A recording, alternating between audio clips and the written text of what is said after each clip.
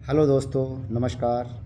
मैं एवरेन सिंह दोबारा आपके सामने सिविल सेवा से संबंधित कुछ बिंदुओं पर विस्तारपूर्वक चर्चा करता हूँ। किसी भी एस्पिरेंट की जब बिगिनिंग होती है तो उसके सामने कुछ क्वेश्चन आते हैं और उसका समाधान होना ज़रूरी भी है। जब तक उनको बिंदुओं का समाधान नहीं होगा, हमारे अंदर कहीं ना कहीं भटकाव रहेगा। उस भटकाव से बचने के लिए हम बिंदुवार चर्चा करते हैं विस्तारपूर्वक, जिसमें होता है सर्वप्रथम कि किसी भी एस्पिरेंट को जब तैयारी का वो शुरुआत करता है तो उसके लिए किन चीज़ों का ध्यान रखना ज़रूरी है। सबसे पहले उसको ध्यान रखना ये ज़रूरी है क्योंकि हमें क्या पढ़ना है, और क्या पढ़ना के साथ साथ ये भी हमें सोचना है कि क्या छोड़ना है, क्योंकि किताबें तो बहुत बड़ी बड़ी होती हैं और इसमें हम कुछ छोड़ भी नहीं सकते हैं। तो उसमें हमें ध्यान ये रखना है कि जब हम कुछ इस चीज़ें स्किप करेंगे तो कौन सी चीज़ें स्किप करेंगे।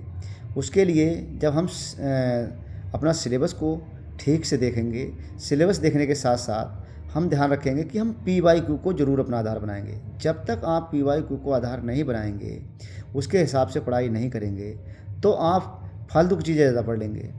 क्योंकि किताब में तो सब कुछ दिया हुआ होता है, तो उसमें हमें देखना पड़ता है कि इसमें ट्रेंड क्या है, एग्ज़ाम में कौन सी चीज़ें सबसे ज़्यादा डोमिनेंट हैं, किन किन चैप्टर से सबसे ज़्यादा पूछा जा रहा है।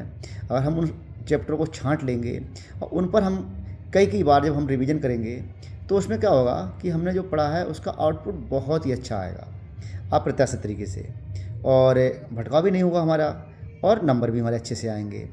और उसमें हमें ध्यान क्या रखना है कि कुछ चीज़ें ऐसी होंगी कि उनको हमें अलग से कहीं ना कहीं नोट आउट कर लेनी है कि इन पर सबसे ज़्यादा फोकस करा जा रहा है, कि उसमें से अगर कोई क्वेश्चन आता है तो मेरे हिसाब से उसको आप गलत करने की संभावना भी न रहें, क्योंकि अगर उसको गलत करेंगे आप तो आपका स्कोर ऑटोमेटिक नीचे चला जाएगा। फिर अगली चीज़ आती है कि हमें कितना पढ़ना है। ये भी बहुत बड़ा बिंदु है कि हमें कितना पढ़ना है।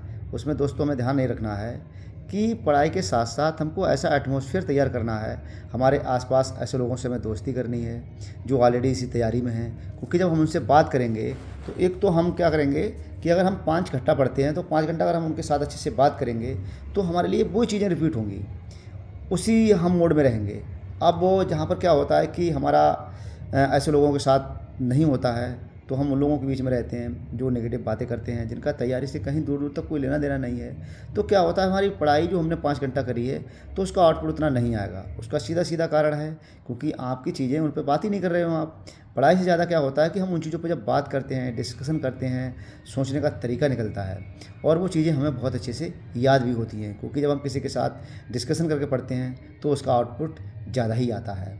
तो हमें ये ध्यान रखना है कि पढ़ाई इसमें मैटर नहीं करती है। आपने चीज़ों को बहुत ज़्यादा पढ़ा है, मगर उसको ये है कि आपको एग्ज़ाम ओरिएंटेड पढ़ना है और ऐसा माहौल तैयार करना है जहाँ पर आपके पढ़ने के साथ साथ एक अच्छा सही आउटपुट आए।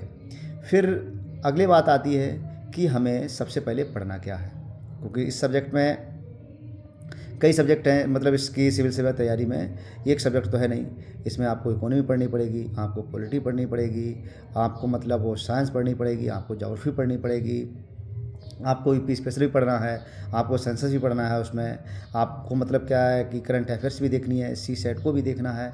अब इसमें होता क्या है कि कुछ स्टूडेंट होते हैं कि तैयारी के दौरान कुछ ऐसे सब्जेक्ट को अपने पास में रख लेते हैं, सबसे पहले उसको पढ़ना शुरू कर देते हैं कि जिससे उनके अंदर रुचि उतनी नहीं रहती है। क्योंकि जाहिर सी बात है, अगर कोई बंदा जिसने कभी इकोनॉमी नहीं पढ़ी है, अब वो इकोनॉमी पढ़ना शुरू कर दे, चाहे वो रमेश सिंह से पढ़े या कोई और सोर्स से पढ़े, उसको क्या लगेगा, बोझिल लगेगा, क्योंकि वो इतना इंटरेस्टिंग सब्जेक्ट नहीं है और आपको कठिन लगेगा, आप तैयारी से विमुख हो जाएंगे।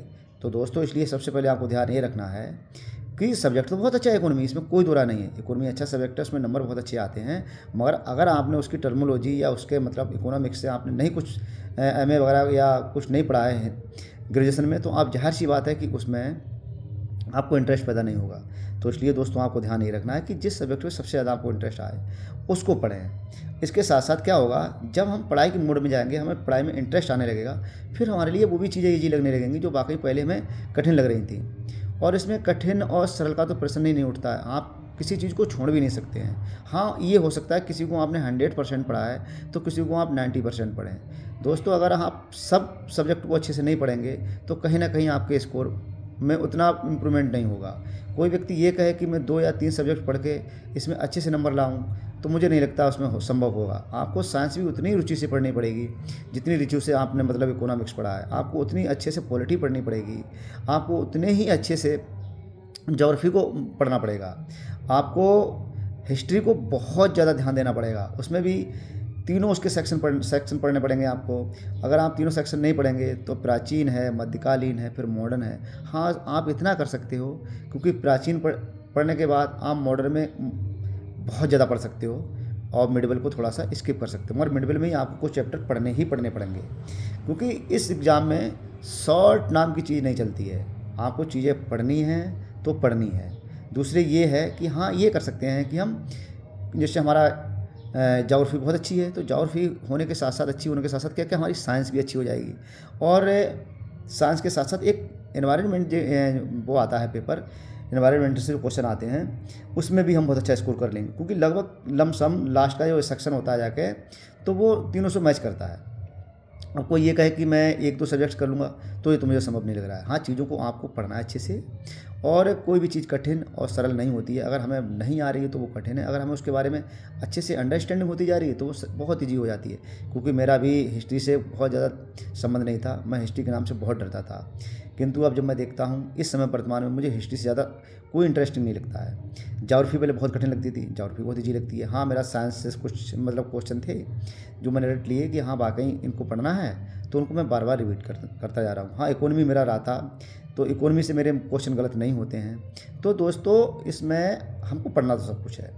फिर अगला क्वेश्चन आता है कि इसमें नोट्स बनाना ज़रूरी है। तो हाँ, मैं आपसे ये कहूँगा कि जब हम किसी सब्जेक्ट को पढ़ रहे हैं तो एक कॉपी अपनी अलग से बना लें और कहीं पर उसको सब्जेक्ट में डिवाइड कर लें। जैसे मैंने पॉलिटी पढ़ा तो पॉलिटी की सब चीज़ें तो मुझे एकदम याद नहीं रहेंगी, कुछ ऐसी चीज़ें होंगी जो वाकई, जैसे मान लो किसी की टेन्यूर है, टेन्यूर को ध्यान रखना है कि कितना टेन्यूर किसका होता है। सुप्रीम कोर्ट अगर हम पढ़ रहे हैं तो सुप्रीम कोर्ट के मतलब जजों का चयन से संबंधित है, तो इन चीज़ों को कौन कौन उस समिति में होता है।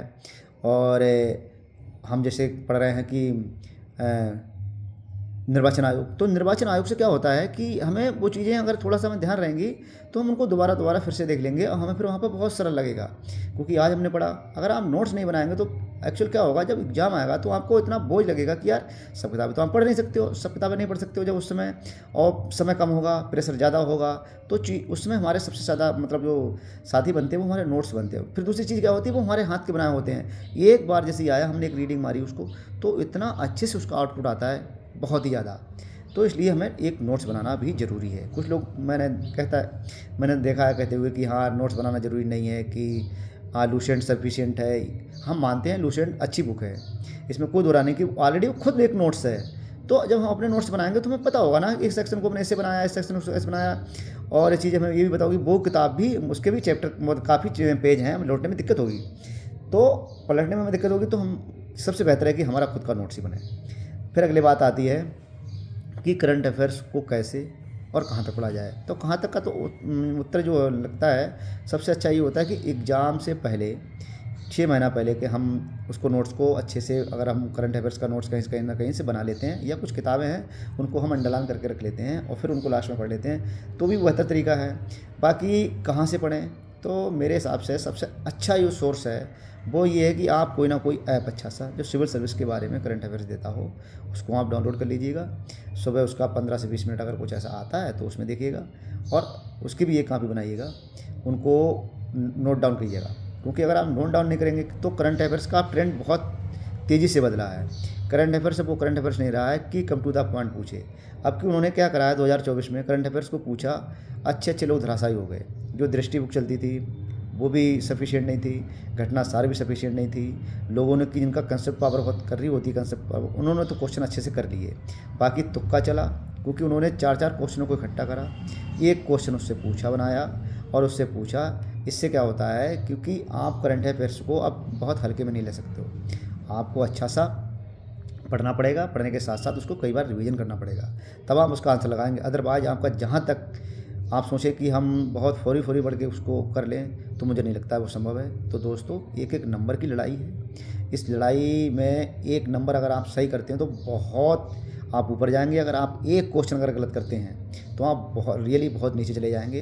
तो आप ये मत समझिए कि मैं करंट अफेयर्स को स्किप करके दाहिने बाएं से मतलब कर लूँगा, तो ये संभव नहीं है। कि हाँ, ये है कि हमारा स्टैटिक हमारा अच्छा है तो करंट अफेयर्स भी उतना ही रोल अदा करता है, तो हम किसी को हल्के में ना लें। फिर अगले बात आती है कि कोई जैसे ग्रेजुएट है और कोई पीजी है और उनका जो सब्जेक्ट रहा है लास्ट में ग्रेजुएशन में या पीजी में, तो उसका हमें कितना हेल्प मिलती है अपने सिविल सेवा तैयारी में। तो दोस्तों हाँ, उसकी हेल्प मिलती है, मगर हम उसको 10% आंक सकते हैं। कोई ये कहे कि मैं उसको पढ़ने के साथ मैं उसमें 50% का उसमें बेटे ले लूँगा, मुझे नहीं लगता है। क्योंकि ये जो तैयारी है ये एक विषय से संबंधित नहीं है। इसमें क्वेश्चन लिखने का तरीका एकेडमिक तरीके से बिल्कुल अलग होता है, उसके आंसर की फॉर्मेटिंग अलग होती है, एकेडमिक की अलग होती है। क्योंकि एकेडमिक इसमें बहुत अंतर है, क्योंकि यहाँ पर वर्ड्स लिमिट है। इतनी लिमिट में आपको ऑथेंटिक आंसर लिखना है, क्योंकि आंसर तो सब लोग लिखेंगे मगर आपको लिखना है ऑथेंटिक। क्योंकि वो 12 नंबर का जो क्वेश्चन है उसमें किसी को 4 नंबर मिलते हैं, 5 नंबर मिलते हैं, कोई कोई 9 नंबर प्राप्त कर लेता है। तो ये बहुत मायने रखता है कि एकेडमिक से ये बहुत ज़्यादा लग है एग्ज़ाम, तो हम इसको उससे नहीं आंक सकते हैं। फिर अगली बात आती है कि मेरा एग्ज़ाम कितने दिन में क्रैक हो जाएगा। मैं आपसे एक बात कहूँगा कि अगर इस तैयारी में आ रहे हैं तो आप ये ना समझें कि ये एक दिन का एग्ज़ाम है, क्योंकि आपको बहुत बड़ी सर्विस में जा रहे हैं। जब आप बहुत बड़ी सर्विस में जा रहे हैं तो उसका परिश्रम भी बहुत कठिन ही होता है, क्योंकि कठिन परिश्रम से ही अच्छी चीज़ें प्राप्त हम कर सकते हैं। तो दोस्तों हम ये सोचें कि ये वनडे एग्ज़ाम है, हम इसको मतलब 3 महीना पढ़ के निकाल लेंगे, तो ये संभव नहीं है। इसके लिए 2 साल 1.5 साल आपको देना पड़ेगा, और वो भी पूरी तरीके से समर्पित होके। आप सोचें कि हम इसका मतलब कुछ शॉर्ट तरीका अपना लें, तो मुझे नहीं लगता कि शॉर्ट तरीके में आप अगर फ्री हो जाएगा आपका किसी तरीके से, तो आप मेंस में, क्योंकि मेंस एक बहुत कठिन प्रक्रिया है। इसमें 8 सब्जेक्ट हैं, 8 पेपर हैं, 8 पेपर के साथ साथ 4 दिन में होते हैं। आपने कितना पढ़ा है डिपेंड ये नहीं करता है, आप कितना एग्ज़ाम में परफॉर्मेंस करके आए हैं, और वो भी एक क्वालिटी को आंसर लिख के आए हैं, उस पर आपको नंबर मिलेगा। आपका उससे आपका चयन निश्चित होगा। तो दोस्तों आप कोई कहे कि मैं इसको शॉर्ट करके कर लूँगा, तो मुझे तो संभव नहीं लगता है। क्योंकि 4 दिन में 8 पेपर तो व्यक्ति तभी कर सकता है जब उसकी कम से कम 2 से 2,500 क्वेश्चनों पे पकड़ हो, और चीज़ों को सोचने का तरीका उसका एकदम बिल्कुल अलग बनाता हो। क्योंकि आंसर तो सभी लोग लिखेंगे, जितने भी एस्पिरेंट होंगे। अगर 15,066 पास करें हैं 2024 में, तो 15,066 लोग आंसर लिखेंगे, इसमें नो डाउट। मगर जो मांग है आयोग या जो आपसे मांग करता है आंसर की, वो जिसका सबसे बेहतरीन आंसर होगा उसको नंबर मिलेंगे, और उन्हीं नंबरों के आधार पर आपकी रैंक तय होगी। आपको एसडीएम बनाया जाएगा या डीएसपी या फिर अदर जो सर्विसेज हैं उसके नीचे, मतलब तो ये तय करता है कि आपकी लिखने की क्षमता किस तरीके की है, आप किस तरीके से चीज़ों को सोचते हैं। क्योंकि हर घटना हर व्यक्ति के सामने आती है, मगर हर किसी का सोचने का तरीका अलग होता है। तो प्लीज़ आप सोच तो अपनाइए अपनी सोच को, और क्वेश्चनों को लिखने का तरीका अभी से शुरुआत कर दीजिएगा। फिर अगले इसमें क्वेश्चन मतलब एक प्रश्न आता है, क्या हम नौकरी के साथ साथ इस तैयारी को कर सकते हैं। तो दोस्तों उसका उदाहरण मैं हूँ। मैंने आपको बताया शिक्षा मित्र से मेरी शुरुआत हुई, और टीचर और टीजीटी पीजीटी, इसके बाद आरओ एआरओ, फिर पीसीएस सभी पास किए। अंतिम चयन नहीं हो पाया, कहीं ना कहीं से कमी रही मेरे गाइडेंस में या किसी में, ठीक है, प्रयास जारी है। तो दोस्तों इसमें क्या होता है कि मैंने कभी इस चीज़ के बारे में नहीं सोचा कि मेरे पास नौकरी है तो मैं तैयारी नहीं कर पाऊँगा। क्योंकि जब सपना देखा, इंटरेस्ट आया, तो लगा कि यार चीज़ें कब हमें बोझ लगती हैं, जब हमारा उन चीज़ों में इंटरेस्ट नहीं होता है। जब हमारा इंटरेस्ट होता है तो चीज़ें हमें अच्छी लगती हैं, और हम कहीं ना कहीं जैसे होता ना कि हम अपने शौक़ के लिए समय निकाल लेते हैं, ऐसे हम अपनी तैयारी हमारा शौक़ बन गया है। ये हमारी मतलब हॉबी बन गई है, हम इसके बगैर नहीं रह सकते हैं। क्योंकि हम अगर जब तक 4-5 घंटे नहीं पढ़ लेते हैं तो हमें अच्छा नहीं लगता, हमें लगता है कि आज हमने बहुत कुछ खोया है। तो जब इस तरीके की आपकी सोच बन जाएगी तो दोस्तों आपको लगेगा ही नहीं कि ये तैयारी कहीं से बोझ है। आप टाइम निकालेंगे, कहीं से भी निकालें। हाँ, इसके लिए क्या होता है कि हम थोड़ा सा हमें समाज से अलग हटना पड़ेगा, सोशल मीडिया से हटना पड़ेगा, और अपनी काम की चीज़ें हमें बात करनी है, बहुत कम बोलना पड़ेगा समाज में जाकर। आप रिश्तेदारी आप इतना नहीं रुक सकते कहीं पे हैं, और कहीं पर अगर जा रहे हैं तो अगर आपने एक दिन पढ़ाई नहीं करी तो इसका मतलब है कि आप 3 दिन तक आप डिस्टर्ब होंगे। क्योंकि पढ़ाई दुनिया का सबसे कठिन काम है, और अगर आपको इंटरेस्ट आ जाए तो दुनिया का सबसे सरल काम है। क्योंकि अगर आप बगैर मतलब उसके आपका विजन नहीं है और आप पढ़ रहे हैं, तो पढ़ना ना पढ़ना सब बराबर है। और जब आपका एक दृष्टिकोण क्लियर है, एक विज़न है कि मैं पढ़ने के बाद मेरा एक क्या है कि मैं सिविल सर्विस में आऊँगा, सिविल सर्विस के आने के बाद मैं अपने हाथों से कुछ इस समाज के लिए और समाज के साथ साथ लोगों के लिए जिनको मैंने देखा है कि जिस हेल्पलेस हैं और मैं अपनी तरफ से उनके लिए हेल्प करूं, तो आपके पास जब पद होगा, जब चीज़ें होंगी, तो आप लोगों की बढ़ चढ़ के मदद कर सकते हैं। अपने कलम से करेंगे तो एक अलग ही संतुष्टि होगी। तो दोस्तों, इसका सीधा सीधा ये है कि ये बहाना मत बनाइएगा कि मेरे पास नौकरी है, क्योंकि मैंने नौकरी में रह के ही और सब कुछ करा है। बहुत नीचे से बहुत ऊपर तक जब आयोग के वहाँ पर खड़े थे तो खुद को सोच रहे थे कि यार हम इतने ग्रामीण परिवेश से निकल के जब हम आ सकते हैं तो आपके लिए तो आज बहुत चीज़ें हैं। अब सोशल मीडिया से क्या यूट्यूब पे बहुत चीज़ें हैं और हम चीज़ें को ये रोना नहीं बना सकते हैं कि हाँ कि बहाना बनाइए। तो मुझे नहीं लगता है कि इसमें बहाने की कोई आवश्यकता है। ठीक है। अब फिर ये कहते हैं कि क्या कोचिंग करना ज़रूरी है सिविल सर्विस के लिए? दोस्तों, अगर कोई अच्छा आपको गाइड करने वाला मिल जाए तो मुझे नहीं लगता कि कोचिंग ज़रूरी है, बशर्ते वो आपको गाइड करता रहे। क्योंकि कोचिंग में क्या होता है कि कोचिंग वालों के सामने ये है कि उनको 1 साल 1.5 साल अपना पूरा सिलेबस का एक उन्होंने शेड्यूल बना लिया है, उसके हिसाब से वो पढ़ाएंगे। क्योंकि आपको उन्होंने जब वहाँ पर कोचिंग में एडमिशन दिया है तो उन्होंने पूरा सिस्टमेटिक तरीके से, क्योंकि आज उनको अगर एक टॉपिक पढ़ाना तो वो एक ही टॉपिक पढ़ाएंगे, दूसरे टॉपिक को नहीं पढ़ाएंगे, क्योंकि उनको पता है क्योंकि हमें इतने दिन तक पढ़ाना है। तो ये तो हम मान सकते हैं कि अगर कोई गाइड कर रहा है तो हमारे लिए ज़रूरी नहीं है। किंतु हाँ, मेंस में क्या होता है कि क्वेश्चन की फॉर्मेटिंग अलग अलग होती है। अगर हम यूपीएससी में क्वेश्चन को अगर उसी क्वेश्चन को अगर फॉर्मेट कर रहे हैं तो वहाँ पर आंसर अलग तरीके का होगा। और अगर हम किसी भी स्टेट बीसीएस का अगर क्वेश्चन अगर फॉर्मेट कर रहे हैं तो उसके आंसर का थोड़ा सा स्टैंडर्ड अलग होता है, क्योंकि यूपीएससी का अलग स्टैंडर्ड होता है और स्टेट बीसीएस का अलग होता है। और मेरा तो खूब अच्छे से अनुभव रहा है कि स्टेट बीसीएस क्या चाहता है उतना उसका विविधता नहीं होती उसके आंसर में जितनी यूपीएससी की होती है। तो दोस्तों, हाँ, कोचिंग वालों हमें जब सिखाते हैं तो ये तो चीज़ सिखाते हैं कि क्वेश्चन को हमें कैसे कर फॉर्मेटिंग करनी है। तो अगर आपको गाइडेंस करने वाला नहीं है तो कोचिंग करिएगा, उसमें कोई दो राय नहीं है। और कोचिंग के दौरान ये भी प्रश्न आता है कि इसमें कितना खर्चा आता है। तो अगर आप दिल्ली या लखनऊ या इलाहाबाद रहेंगे तो उसका खर्चा तो एक्चुअली आएगा, क्योंकि अभी 1-1.5 लाख रुपये की अच्छी कोचिंग से कम तो नहीं है। और फिर खाना खर्चा, अगर आप इतना मतलब सब पे कर सकते हैं तो ठीक है, मगर मुझे नहीं लगता है। सबसे पहले ये है कि हम खुद को जानें, खुद को पहचानें कि हमारे अंदर कितना काम करने की क्षमता है, हम कितना मतलब अच्छे से पढ़ सकते हैं, ये बहुत डिपेंड करता है। ठीक है। और कोचिंग लेंगे तो वहाँ पर थोड़ा सरल हो जाएगा, मगर पढ़ना आपके लिए, क्योंकि आप ही अपने लिए जानते हैं सबसे अच्छा बेहतर अपने को।